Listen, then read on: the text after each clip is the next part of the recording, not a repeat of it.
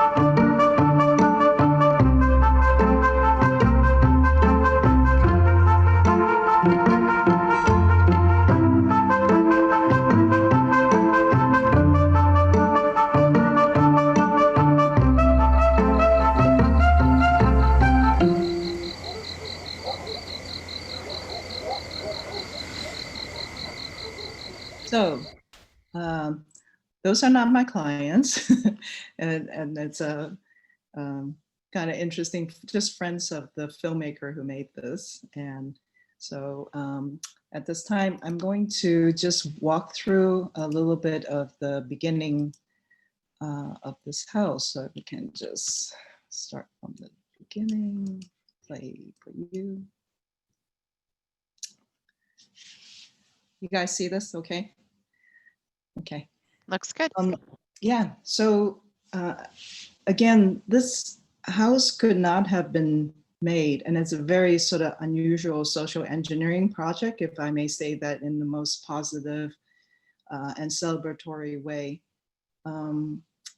You see 3 images of my client here, and strong women who kind of is part of the heads of the household sometimes makes the most interesting client for me. And this is the second house I have done, I worked on that has a really strong client. So I wanted to acknowledge that what I'm going to tell you today, the story is both the story of our design team, as well as the story of the way that this family live as is conveyed to me by and Michael to our clients. So just a quick acknowledgement.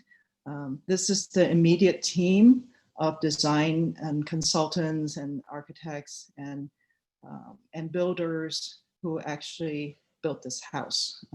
Besides our client, who's really the one force behind it. I want to totally acknowledge our project architect, Michael Matucci, who couldn't join us today because he has kid duty at this time. It's really a collaboration between our client Nami, Michael, and myself that sort of form the basis of this house. So the house is located in Rustic Canyon. I won't tell you where it's at particularly, but Rustic Canyon is a really interesting area. It's part of the Arroyo of the Will Rogers State Historic Park.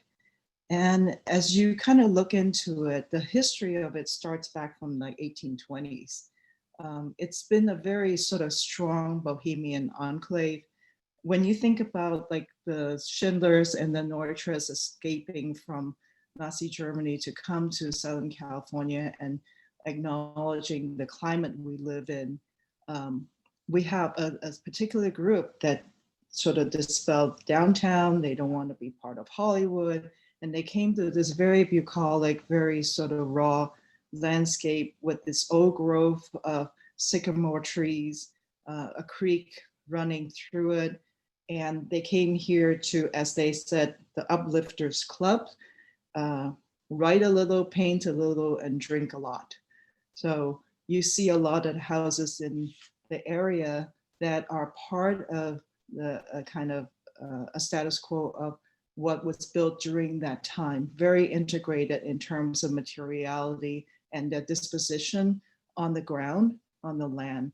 Right around the corner here is a house that I'm always trying to chase to kind of eventually one day, hopefully we will get to a house of that clear design resolution, is Ray Cappy's own house. So this is the first time I saw the house with my client Nami.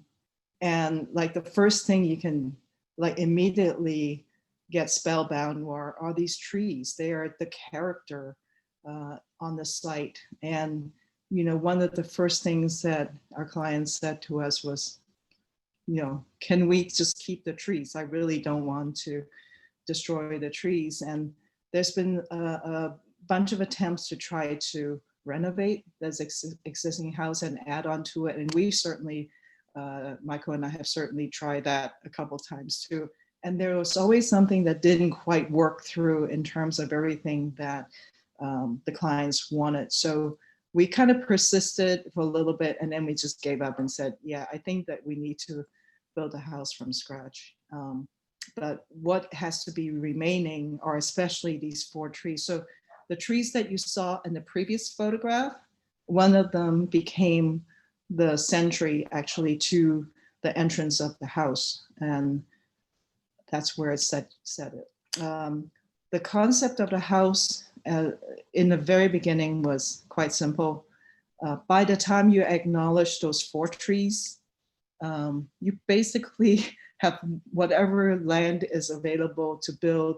Part of it is you want to create a shelter for the family. So very much like the kind of trope of the Schindler house where you have a strong back and you have an open front. In this case, it's a strong front and an open back because you come in through I'm going to try to see if this annotation mouse works. Do you see a mouse? Yeah, okay. So you come in through the driveway and the motor court area and the house presents itself pretty opaque. You know, it's not that much going on here. And then when you go around the back, then there's another courtyard. So it's really a dual courtyard scheme. And all the living areas are situated at 5 levels and they're united by basically a pretty strong circulation.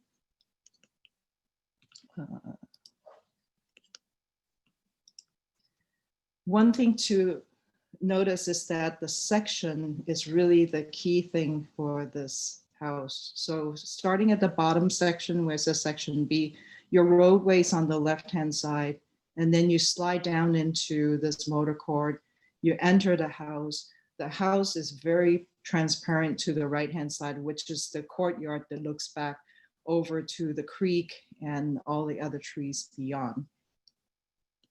And the house stacks at many levels, as I said. So just to kind of bring you back to some of the memory you have maybe from the video, the ground floor level is situated, let me just see if I can do this. I'll do the mouse. So you come in, you can park your car over here in the motor court, drop off, if you're one of the kids or not, you drop off your surfboard, your soccer ball, and your basketball here in this breezeway area. You go into the house. There's a total sort of mudroom situation here where backpacks, everything gets thrown down, shoes get casted off, and you can come in, come over to the central staircase, or come into this homework area, which is part and parcel of the kitchen and the dining room, a very interesting and special arrangement because this is Grand Central. And it's very interesting because in a previous house I worked on in Berkeley, my strong sort of woman household leader client also requested this kind of Grand Central kind of location for her office and for her children to kind of group around. So this office is not so much a private office, but part of this whole centralized area. This is where homework gets done. There's two areas of the kitchen. The dining room is part of the kitchen, not a really sort of formal dining room. And then you come into a really small transition here, almost a bridge onto a very quiet, very adult space with a powder room and a living room that's basically a glass pavilion. Towards the back here, the guest room area, the suite, this entire suite is meant for guests, it's meant for grandma, it's got a kind of courtyard that could be used both as service and private. It also has a kind of private outdoor for that area. The family room opens, an entire corner opens up. Everything, including the flooring in this area and all the upholstery fabric are like basically kryptonite. You cannot destroy it. And so the pool and the spa that you see here. So next is the second story plan stacks on top of the first, and I'll go into it with a little bit more detail. But basically going back to the design process, when we started out, we tested a lot of schemes, not just in plan like this, but also in sketches, in trying to figure out a language for the exterior of this building, what the materials are, what's the disposition sculpturally on the outside, but that's not usually how we actually study. We actually have this saying, which I adopted from an architect I worked for before, Frank Hesrow, who said, never design a window from the outside in. And so even as we're looking through these exterior elevations, we're constantly thinking about who's behind the window, what do they see? And that's been like something that we're very, it's embedded into the psyche of every single person who works in the office. Of course, we try to get to the point where we are trying to understand how these programs actually come together, or else it's just going to be a bunch of Legos kind of stacked on top of each other. So the early models are messy. We don't know what we're doing. We're trying to find some clarity behind it. Sometimes we resort back to like really old school things about just trying to understand like what are the different families of material and forms that we're trying to put together, understanding that this is a house that really basically designed from the inside out. So here's some of those process work. Then we go back to a really analytical way of thinking about the house. What is really important on the site? what are the sort of key focal elements of this house that needs to be celebrated? How do we group living areas around those focal elements? Circulation, how do we link all these living spaces together? How do we deal with the kind of real life, issue about function, about how to service this house? And what is the role of the circulation that kind of brings everything together? And you can begin to see that the circulation starts to break up into, for the architects who are kind of in this Zoom, probably owe a lot of nods to the ROM plan for sections. And for the upper circulation, a special place where it actually gathers all the private bedrooms. I'll show you a little bit. Here are the private suites of the parents, the older daughter and the two younger sons, and their own individual outdoor spaces. The mandate was always for this house to be connected, 2 steps from any space to sunlight, basically. And then we get into a little bit more clear models as we kind of move along, form-wise. And we start really thinking about the making of the space in terms of the materiality, how to actually do this. Somewhere during this construction process, one of my biggest fear came true. My former professor from Columbia, the noted architectural history, Kenneth Frampton, was visiting Ray Cappy around the corner. And I was invited, to that. And he said, well, why don't we go look at this house that you guys have under construction? So I would have to say that stays in my mind as one of those most highly anxiety driven, kind of stressful time when you're being kind of critiqued by your teacher while this thing is under construction.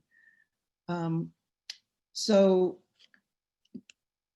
we're looking around this kind of pool courtyard, and I think it's important to recognize that in the courtyard scheme, what's really interesting, and it's just part of the courtyard scheme, is how spaces look onto each other and how the building kind of folds onto itself. So there's exteriors, but there's exteriors that really form interiors. So that kind of duality of being both outside and kind of in a big room outdoors has always been on our minds and on our clients' minds.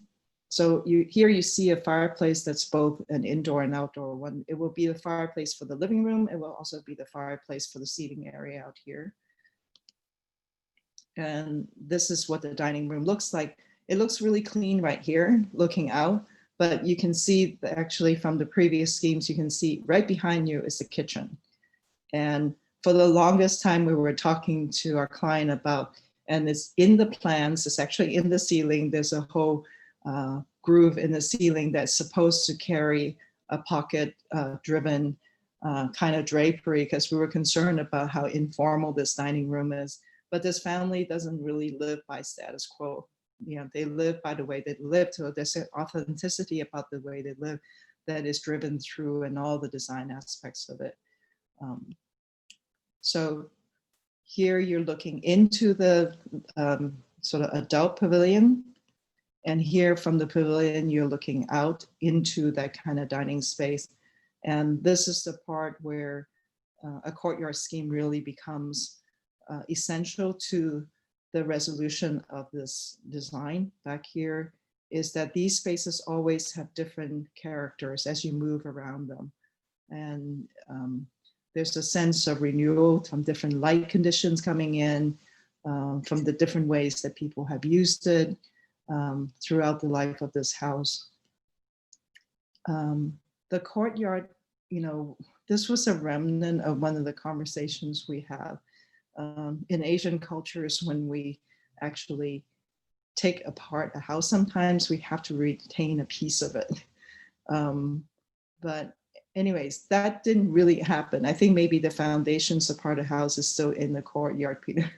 But the house is, what was remaining from that was really the trees were always there. They're the oldest part of the site. The materials are quite simple. There's really three. There's stucco. There's two finishes of stucco. There's a smooth plaster stucco, and then there's also a heavy dash stucco. And sometimes you'll actually see the heavy dash stucco used interior. There's a bonderized metal, and then there's wood siding and concrete. The entire ground floor, the flooring is all concrete polished with a hydronic system for heating. And, you know, we get all the way through to the details of how, you know, the uses, you know, so when we start talking to our client about exactly where we put the forks and the napkins and the placemats and stuff like that, it always befuddles me. Like when you look at kitchens that look really simple, how much request has been embedded into the design of the kitchen as to where things are and how things work and what type of cooking you do. And so it became true that like every time we design a kitchen, the first thing we said is, are you going to cook in it? And if you're going to cook, what are you going to cook? And that's important. Notice that there's actually a window in this kitchen, right, on the right-hand side. And there's a point, the only point where you can really see the roadway, because part of it is to guard the privacy of the house, and part of it is to be able to also survey, you know, who's kind of coming onto the property. So it's a very kind of skinny type of long slit window, which one day we were like cruising Instagram and we found someone who actually taken a picture of this, Peter, probably, you know, from the roadway, certainly. And as a photographer by the name of Elizabeth Daniels. And we love this picture very much because I don't know how she got to cite that, but that's exactly what we were hoping for. This is all you can see of the house inside is that one little singular moment. I think this was like Emma's favorite shot or something like that of the house. Okay, so going back to a little bit of the social engineering of the house on the lower level, you're by now very familiar with the layout of this plan. So down here, the orange areas are really the kind of social area. The dark red area is the kind of really meditative sort of retreat. And the retreat was really important. It's a word that our client used quite again. It's like, you know, get me out of that situation sometimes. I love to be part of it, but I also want to be away from that. After COVID happened, I looked back at this plan and I said, well, fortunately, we kind of did the right thing, didn't we? Like every bathroom, almost every bathroom you can access from the exterior, and you can actually have a bedroom on the exterior. Not that we think about quarantine, but should we have to ever quarantine in this house, this is a perfect house to do it.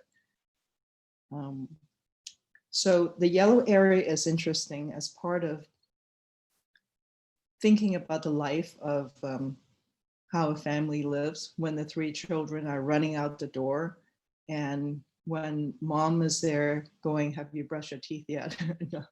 Kind of thing. This little bathroom that you see in the yellow area is exactly that. It has a tiny sink and stuff, and it's like for that last moment when you're rushing out of the house, when there's something has to be done. So it was strange to us that there was a little bathroom there, but it became something like we totally understood when our client began to describe the 24 hours of how the family works together and live together. It makes total sense. And it got us a little bit more, bathrooms become a really kind of interesting point of departure in a lot of the conversations we now have with our residential clients, because they actually are more like chameleons. They are sometimes functional and sometimes they are stages.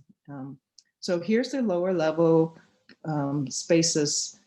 This is the kind of open office. Sometimes private tutoring gets done here when it's too close to the kitchen. You can see the beginning of the stair going up and the door that the family comes into the house. Here's the view when you first walk into the house about the stair. Here's the homework area that's completely adjacent to the dining room and the kitchen area.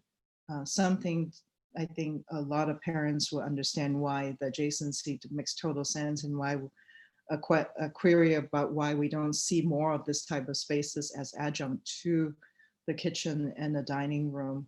And especially from this COVID situation, when we're working from home, different ways that we're working that are still connected to the rest of the house. So from that homework area, this is the view back into the kitchen and the dining room, and that little bridge area, the little hallway area beyond on the right that takes you to the glass pavilion for the adults. I'm gonna just run through this. I think some of the things that connected to us, and you can, I mean, part of our philosophy sometimes is that you will hardly ever see, and I won't say never, that our office would do a white frame window.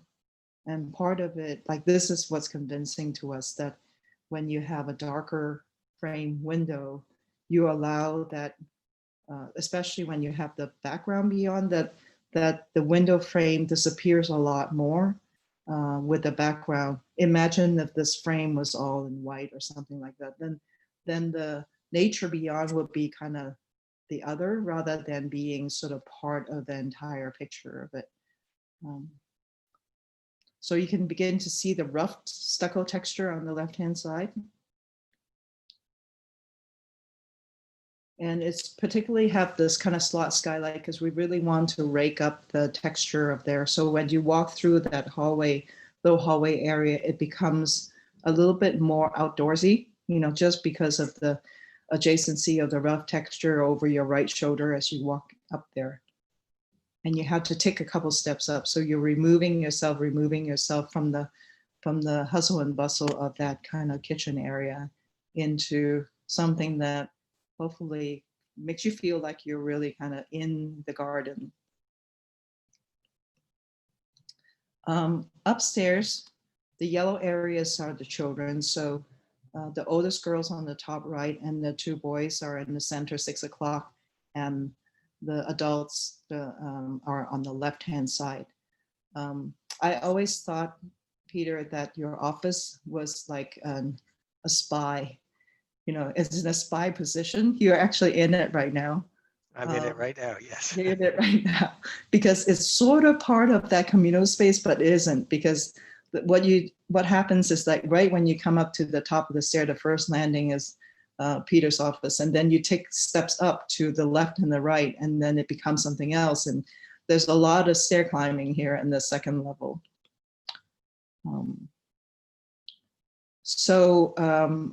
What a teenage girl needs, you know, is to be away from the younger brothers. So she's got the most sort of remote aspect and of the house in a way, away from the parents, away from the brothers, pretty decent size outdoor space for her to kind of check out should her friends be arriving, and a very sort of private suite for her. This is before all the pictures and everything get tagged up on the walls. And then the brothers who share this cube in the center, and we took the opportunity to create a circulation space between the rooms so that the bathroom becomes part of a space that you walk through and you walk around. And so this is a view of it. So there's equal kind of storage and sports trophy areas on both sides of it. And they come into here, and then the vanities on the left, and then you go into the bathroom on the right-hand side. And they have both their little desk and their bed in there. And all these are pocket doors that come into it, because most of the time I imagine that things are pretty open until they're older. I will share like another sort of scary moment of the house. When we were designing this, my client has said, you know, this is good and well that the children have this outdoor space, but let me just tell you that there's a possibility that they will jump from here to the pool. So basically, there's a very careful calibration of the distance from the beginning of the pool and the balcony on the second floor to prevent something like that from happening. So here are the social spaces on the second floor, which I think you've already seen. The stair itself, the first landing, Peter's office is on the left. On this little piece on the right-hand side, you can look back down and you can actually look down into the kitchen, and you go up to this yellow cabinet area. That's where TV, game playing, and all this stuff happens. To the left of that yellow cabinet, you would go into the oldest girl's room, and to the right, you go up to the boys' rooms. And here's that hangout area. And what you see beyond is the parents' rooms. So as you come up, the light fills more and more of the spaces, and you can see that the stacking and the configuration of the form of the house from the outside reflected itself on the inside with the kind of play on these vertical, horizontal cubic volumes. Here's the view out towards getting to the boys' rooms. This is specifically designed, and there was a big conversation about the dimension and the aspect of this particular area, because this is what we're hoping that would happen, and which I guess happens quite often when the children are younger. This is kind of sleepover central. And then for the parents, I mean, I actually really admire the conviction that my clients have, and to not sort of deal with that kind of market-driven idea about real estate and say we had to build this master bedroom X square feet and it has to have XYZ in it. You can see this really kind of particular, almost disproportionate distribution of size area of actually the bedroom with the rest of the stuff that make that bedroom suite in this way a little bit of a sanctuary. So it's not a very large room, but it has an expansive kind of outdoor deck. And what's expensive in a way is the bathroom area, and it's very sort of connected, and the idea of the mirrors and everything to kind of reflect and open up the space and bring nature in a perceptual way. Very often we actually do use mirrors in that extent to really give you another sense of space when the space does not either have the dimensions for it. And so here are the 3-bedroom suites, what I call the spying office. In between, it's a very strange place. It's neither part of circulation, neither part of that whole big group area, is not part of the master bedroom suite or anything. It's kind of in its own space, and it's almost an expanded landing to a certain extent.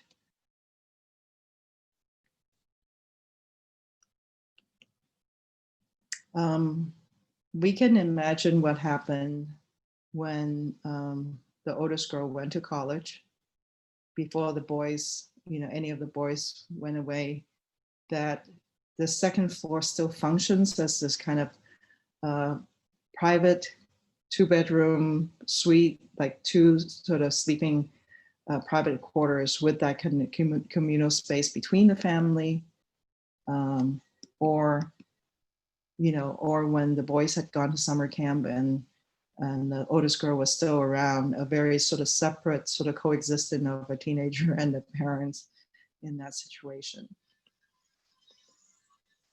So lastly, something kind of interesting that maybe none of us really expected. The house became kind of popular from people in the arts and entertainment. So this film was partially filmed in this house. This is, in the film is Terrence Malick's film Night of Cups, and it's Kate Blanchett's house. So see if you can actually locate where these shots are done. I think by now I've said so much and you know this house really well.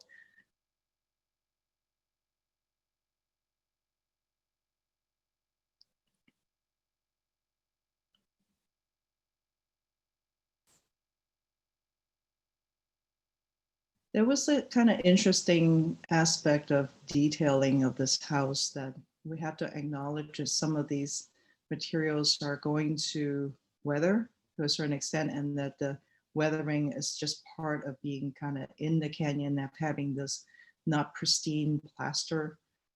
Some of the parapet conditions are done in bonderized, so there's a kind of bonderized to stucco detail that was developed particularly for this house to keep that cubic volume look.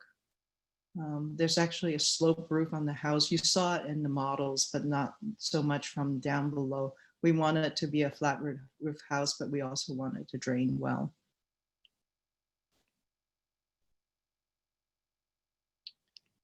And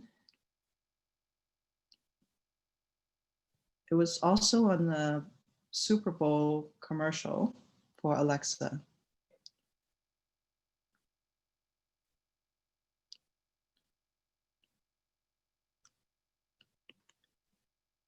And let me see, do I have this video or do you have this video?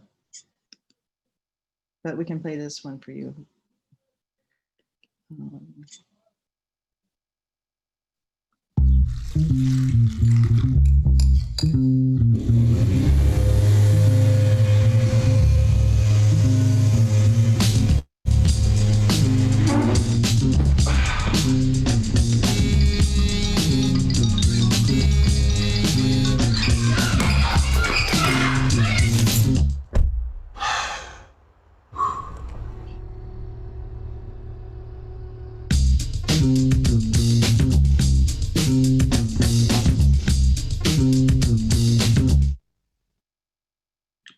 So I think, whoops, don't mean to share that one.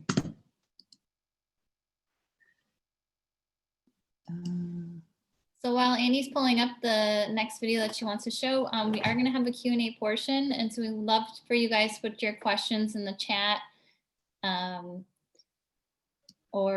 And I will unmute you so we can have a conversation together.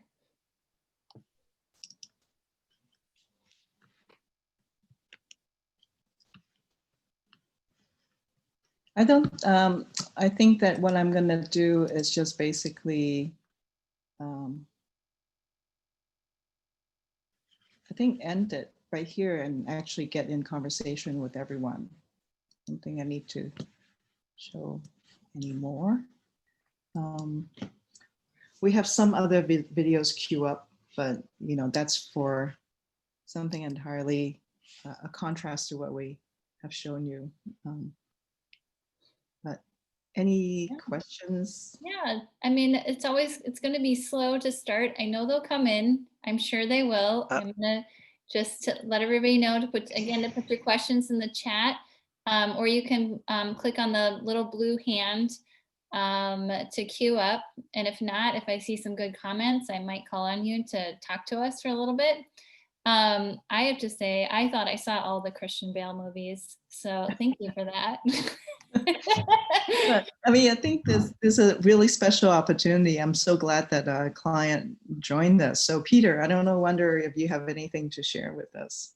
I have some questions and I'm happy to share. Look, Annie did such a wonderful job on this, executed our kind of vision exactly. And we've loved being in this house. It's just an awesome house. And my question for you is, where did this fit into your career? I've always wondered about that exact, you know, when you did this, where you were and what's happened since and before. I never understood that. Yeah, I think that the only independent sort of ground up house we did before that was about 7 years before your house. It was a small, very compact house in Santa Monica. And then after your house and throughout the process, we began to work on not so much larger houses, but like houses that allowed us to kind of work in a broader range. So from houses that are from, historic times or mid-century times that we were given the opportunity to work on again, to other sort of ground up or larger renovations. And this was really that kind of almost a confidence building house in terms of working with the client and knowing how to learn to work in a collaborative way and still maintain, what we bring into the process, right? Through our training and through our schooling, what we feel is important in architecture, but still serve the purpose. Like from your house, it really got me thinking about, and we say that a lot in our office too, that, and a lot of people kind of roll their eyeballs about it, is that to us, architecture is not just an art, but it's a service that has to be done with love, and that's the calling, that there's a total service component to what we do as architects that don't get mentioned, but it's how you actually approach that service, that it's a love for that vision that you guys have about a family that choose to live in a certain way and just kind of forget what the status quo is about a house and wanted to, try it out, right? I mean, it's a total experiment. I always feel really strongly that the clients who entrust us to do houses or any type of projects are crazy because, if we buy a car, you know what you're going to get, you can know what options you can get. If you get the services of an architect, you have no idea what we're going to deliver. Annie, you should be happy that one of the curious silver linings of COVID is that all 3 of the kids have been home for major portions and it's my full-time office. I literally work here every day, all day. So it's been, it's getting good use in all its various nooks and crannies. That's great. Yeah. We have a lot of questions coming in. Peter, thank you so much for joining us. It's always so awesome when a client can join us, and thank you for Annie for asking him to join. So Donatella sent me a really great private question. Donatella, can you unmute yourself? Hi, Annie. Congratulations. Hi, Donatella, thank you for being here. Of course. Project is beautiful. I guess my question is about the process between you and the clients, of course, your team and the on the other side, the family. And because the project is very nuanced, with like small moments, but also like larger moves. And it's also very complex in terms of articulation in plan and in section. And it seems like, there is a lot of attention to the detail. I particularly love the cutout in the railing that leaves a little gap in between the wall and the railing. And then there are these bigger moves. And I'm wondering, I was curious to know how this was communicated, how much of it was really discussed, like in what level of detail. And generally, if there were surprises on both ends, on your hand and on the client, as the project took shape during construction and the space became more tangible. That's an interesting question. I think that we have a client who's very curious, and that's the best kind, she didn't come up with a whole, file of Pinterest pictures and show us all this stuff. That wasn't the way that she operated. She was telling us a story about different incidents, about the way that the family gathers and stuff, and about what she needs to make. And, I really think that she actually approached this project very much as her trained profession was as a producer, to just kind of keep everything. And in order to be a great producer, she has to be educated. So we shared all kinds of details with her in terms of like how things are made. She's interested in that as well. And so there's a lot of conversation. There's a lot of conversations at many levels, at many scales with our client that is communicated through everything from just sketching across the table to, walking through a models and a lot of, I think a lot of times we did sketches that are actually perspectival but really simple, you know, so that we can do the walkthrough this, because this is early on. We don't have the Rhino model to walk people through or anything like that yet. So there was a lot of analog situation. But she was very interested in the actual, what I would call the interior architecture aspect of the scale, you know, where our bodies can reach, you know, ergonomically, how the people socialize with each other, what they need to actually live in that space. She's an expert of, you know, of her family about the knowledge behind what they need, you know, to do the homework, laptop, no laptop, you know, monitor, and all that stuff comes into play in those kind of levels of detail. So lots and lots of conversations at different levels. Yeah. Thank you. And lots of exchanges or representation. Thank you, Donatella. So next we have a question about design period and construction period from Ronette. Ronette, can you unmute yourself? Yes, I just, hi, I'm calling in from New York, and I love the efficiency of the spaces, but yet it seems so grand, the house, and just was curious how long the design process, the construction process, and what was ultimately the square footage. It's always taking too long. It's actually not a big house by LA standard, especially for a big family. So we're a little bit over 5,000, something around there. Yeah, depends on whether you count the garage or not count the garage and all this stuff. So yeah, and you know, I think that that's the thing that's kind of interesting about the LA houses is that, you know, a lot of times we look at it and we look at these houses out in the hills that are kind of like 10,000, you know, 20,000, even 30,000. And then when you start telling someone the house is 5,000 something, it seems actually in their mind small from the kind of Southern California perspective. But certainly, you know, having been living on the East Coast and stuff, 5,000 is a grand house. But relatively speaking, is not a grand house.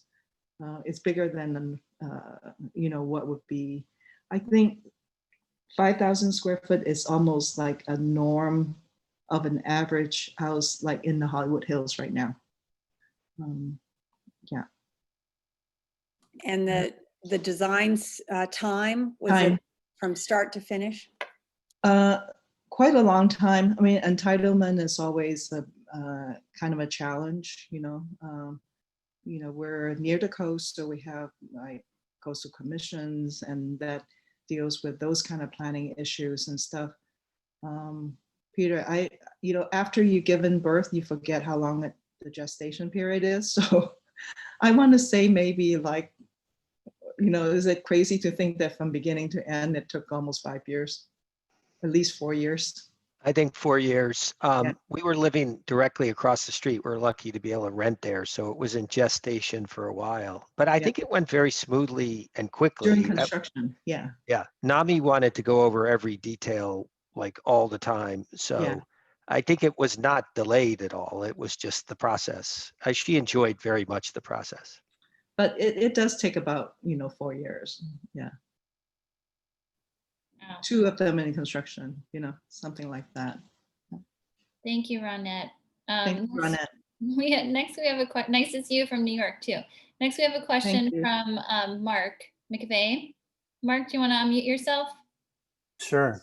Annie, beautiful house. Really, really appreciated hearing you talk about it and kind of explaining from model to drawing to program, and again the care that you took to solve the problem specifically for the family requirements is just beautiful. I'm really impressed. But I see some connections to the Kings Road house. Yeah.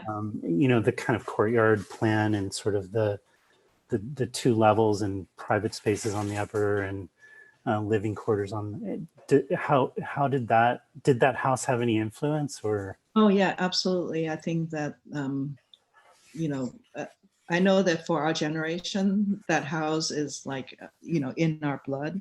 You know, long time ago, I remember Jode had sort of split our generation into, or several generations of LA architects into two camps, those who descended from Neutra and those who descended from Schindler. Mm. And I think Michael and I are, very proud to be associated when he put us into the Schindler camp, because we are sort of people who start in sections a lot of times. And the Kings Road house that Mark referred to, Peter, is a house built in 1920s. It looks like almost like Japanese pavilions. It's very simple. And every space opens onto a courtyard. Everybody have their own special sort of sleeping areas, and they come together communally, in the kitchen and stuff. And they even sleep outdoors and, porches and stuff like that. And so, yeah, that's definitely, we looked at it not, to start, but we looked at it during the process and, oh, well, we totally just derivative, in that way. Yeah.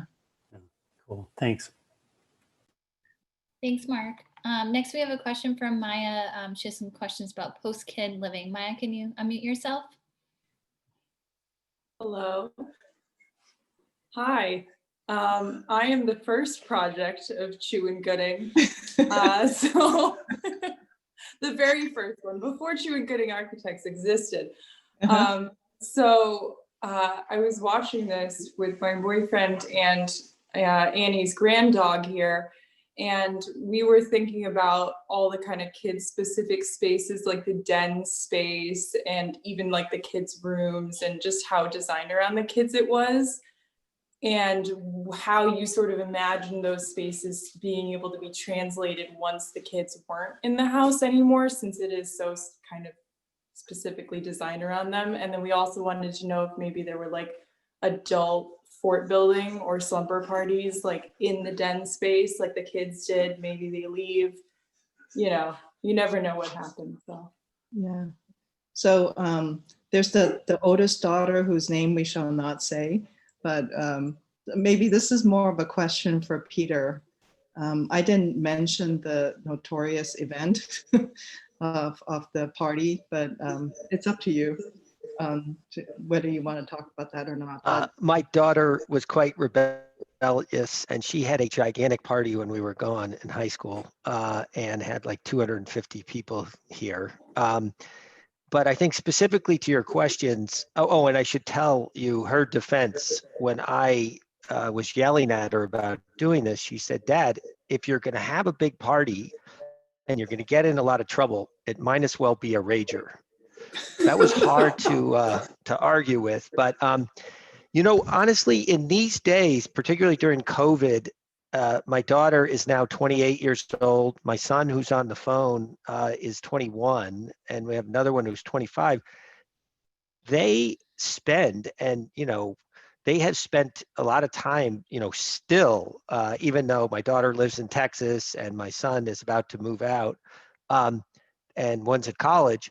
They spend a lot of time here, and it has evolved to the place where we have guests a lot, and they use these various places, and it's not really it doesn't feel big and empty. It's just not like that. I don't know. It's kind of intimate, and we have enough going on all the time that it feels like it's used. Like during COVID, there was a time when all of us were at home, and the house felt more filled than it has for years, So I think it's worked very well. It's just not so big that it has that feeling of a wing that you just never go to. There's very few unused spaces. So I don't know if you thought about this, Annie, but it's worked out that the rooms work very well because people visit. We have places for them to stay, and the kids stay around for a while. There may be a time when they really move and settle down that things change, but that hasn't quite happened yet. So I guess Maya, they've all grown. I mean, Emma's your age, right? So basically, yeah.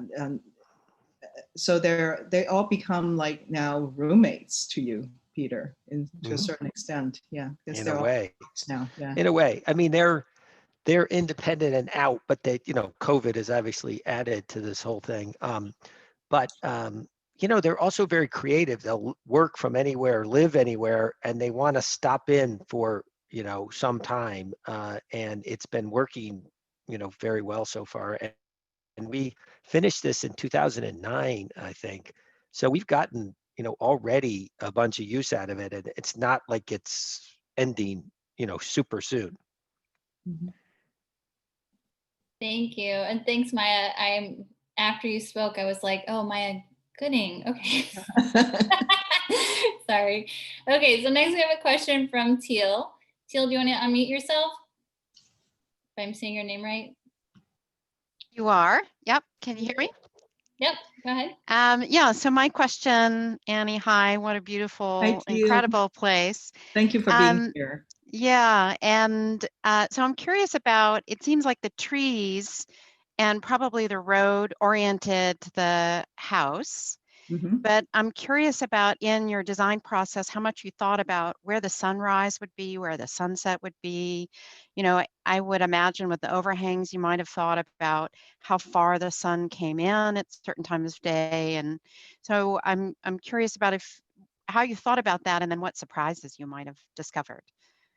The thing that we were always concerned about is because the orientation of the courtyards are where they are, and because of the trees and stuff like that, that when we talked to Nami about, morning versus afternoon and things like that, she was like such an expert on the site that she sort of became our solar expert in terms of how the light would enter and things like that. There wasn't so much a surprise. I mean, we always knew that the shades from all the trees are going to really kind of soften up basically any of the kind of larger, the thing that we're concerned is whether the courtyard was going to get too hot, on certain days and things like that.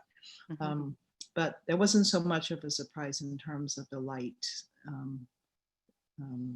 Yeah, so. And it must be an incredible place when it rains.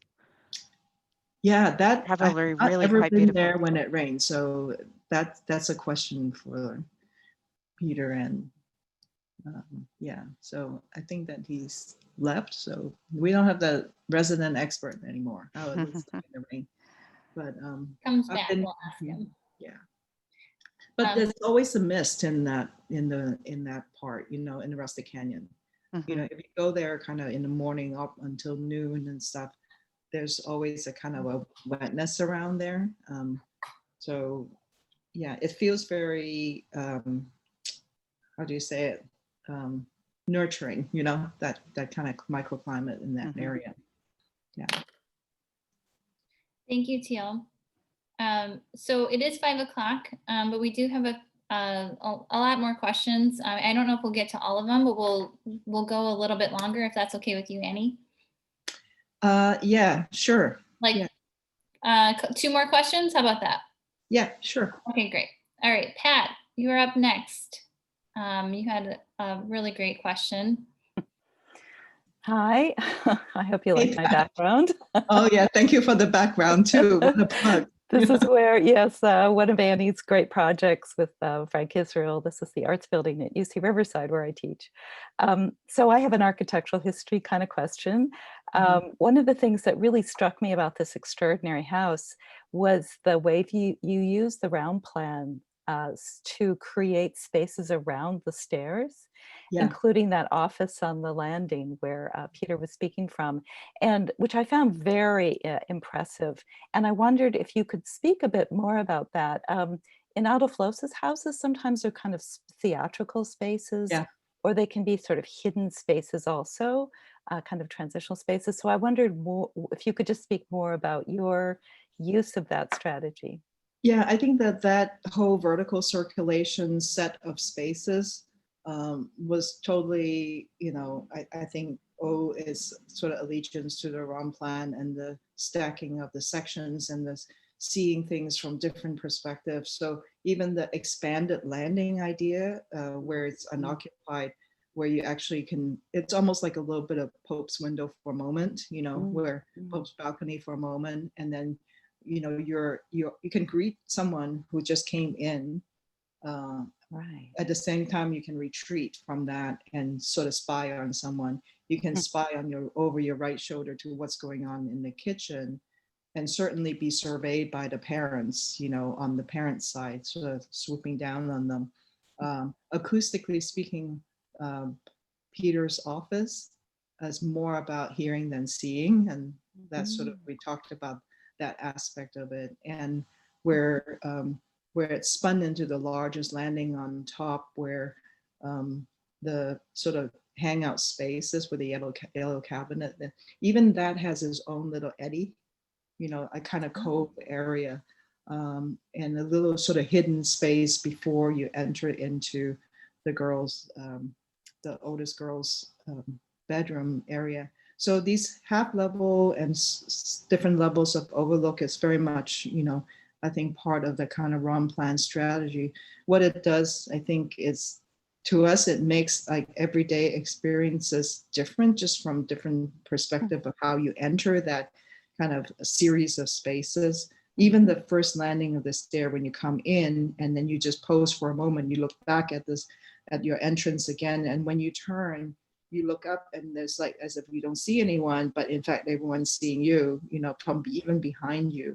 And like, even in that video that Neil shot, when the kid was climbing up the stair, when mom was just off the side, and she would have been able to survey the kid coming up the stair the entire time as well too. So it's a lot of fun designing that, and Michael and I worked on that circulation. Certainly it was, like I said, that this is a second house with a very strong woman client who is the head of household, who are really like people who are professional women who decided that they're going to kind of produce the type of family structure. They always ask for this panoptic space, right? There's a panoptic space at the bottom where her kitchen office situation is. And then there's another sort of like, it became also panoptic up as you go up on top, being seen and seeing at the same time. But I think it works well for certain family structure. It certainly wouldn't be. I was wondering if that's going to work really well when all the kids grew up, and what that would be like.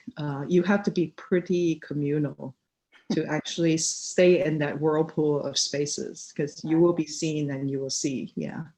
But I think it's also really balanced by the rooms that are more private, right? So there's this dynamic space of lots of different gazes and views and surveillance, but then hidden, sort of secret spaces. But then there are places where you can go to get away, and you don't have to go to your Kia to do it. You don't have to go to IKEA. You go to your room, and I think part of it is almost this dynamic of like a little Tasmanian devil that spun out all these spaces, and the spaces continue to spin outdoors, so that's the kind of analogy that we kept thinking about. Yeah, it's fantastic. Thank you. Thank you.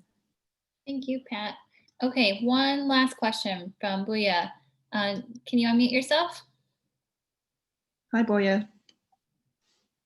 Hi, can you hear me? Mm-hmm. What's the background, Boya? It's a pattern that we designed out of dingbats. Oh, cool. Oh, it's the dingbat. Okay. For one of our wearables. Hi, Annie. It's such a beautiful project. Actually, Donatella pretty much covered my question, because which was about really the collaborative process between the client and you. Her and I are going through the same experiences during construction. So I was maybe curious to follow up on that. If obviously your clients seem to have this ability to narrate their kind of preferences for the program or how they live, do you think that you took something from this process of collaboration with Peter and I don't remember what's the head of household. Okay. Yeah. To, I don't know, to not to interview other clients, but to kind of take it to a next project where you would be able to better facilitate communication between you and your client from the beginning. Yeah, I think that this was like the first, like Peter asked that question about where this house is in terms of the trajectory of our firm's career. And I think this was really kind of a learning, like there was a big sort of learning curve house in terms of seeing people who actually have such specificity about how they want to live. And who are asking you, the house doesn't look like, you know, that unconventional. But then when you start, you know, scrutinizing the social programming, or like what Pat said about these spaces and stuff, that becomes like different, right? And so the idea about how people live becomes these, you know, we ask more kind of off-kilter questions to our clients now, clients, because like we know that there's like these hidden almost psychological desires that cannot be said in terms of a program of spaces. I want a 500 square foot room or whatever, you know. It's almost like they want a certain condition, and you have to be a good interviewer in a way now to extract that out of them. I mean, the people who know this process really well would be like Barry, who's here. Thank you, Barry. I haven't seen you for so long. Unfortunately, we didn't get to do much on the interior of the house, but you know, Barry is one of our leading interior designers in LA. And certainly, I think when it gets to that level of the interior, when it's around us, the very kind of specific questions come up, you know, and you can get really psychological with them about that. Yeah, and that's one of the things about our practice that we love. We love doing both the interior and the architecture as well too. Yeah, I mean, it just seems from the project that it was an enjoyable collaborative process, and one that you would want to not replicate, but you know, to have that experience. To have that kind again, of good because experience it seems like again. the ideal, you know, custom residential architectural experience. Yeah, I mean, we've always been like wanting to do projects that don't really, I mean, not that they won't be dated, they will be dated to a certain extent, like guardrails and handrails are always going to date the building. But that it has some relevance, you know, further down the line. So this house was built in 2006. So it's been 14 years. Yeah. The kids were young, you know, they were preteen and teens, and now they're kind of grown up and stuff like that. And it just makes me think about, you know, how does one design for a long time when things can still be relevant and stuff. And, you know, like recently, you guys probably heard about Stevie Nicks inducted to the Hall of Fame for the second time, like Rock and Roll Hall of Fame. You know, first for being in a band and for a songwriter, and she's like the first woman with 22 men that has done that. And I just thought, and that whatever her song was, that song that she's so famous for, and from written in the 70s, was on the top 10 chart this summer for like several weeks, you know. Yeah. You know, that one that, you know, but so I just thought, you know, like, if there were anything to aspire to, is to aspire to something that still makes sense, you know, 10, 20, 30 years down the line. Yeah, no, it does. Congratulations. Yeah, thank you.